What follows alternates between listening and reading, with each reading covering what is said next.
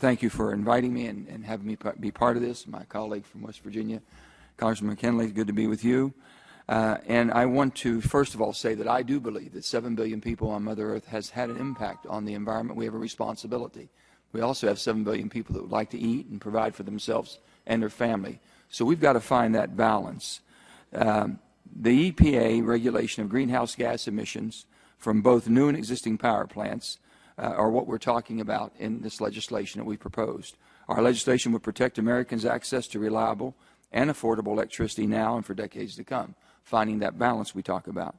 We need a diverse energy portfolio, which I think, Mr. Upton, you've talked about, and we sure do need that, a true all-of-the-above mix of natural gas, nuclear, renewables, oil, and coal. Unfortunately, the Environmental Protection Agency has chosen a regulatory path devoid of common sense that will take us way off course from a future of abundant, affordable, clean energy. Our legislation tries to get the EPA back on track, but in a way that does nothing to prevent the EPA from acting in a reasonable and rational way. Mr. Chairman, EPA's proposed standards for new coal-fired power plants would effectively prevent any new plants from being constructed.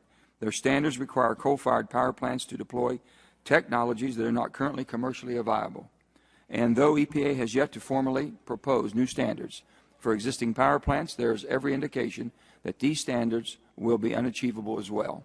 The EPA is holding the coal industry to impossible standards, and for the first time ever, the federal government is trying to force an industry to do something that is technologically impossible to achieve, at least for now. The industry is making steady progress, but is still a ways off from developing the carbon capture and storage technologies that EPA claims are commercially viable. We don't have a commercially viable plant right now. Right now, coal provides 37% of all electricity generated in the United States, and the Department of Energy projects coal will provide at least that much through 2040.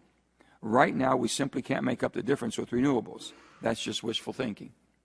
So if we just stand by and do nothing and let the EPA eliminate coal from the energy mix, we're going to see stability of our electrical grid threatened and see the price of electricity rise dramatically, jeopardizing America's economy and countless jobs with no real environmental benefit. But we are just standing by.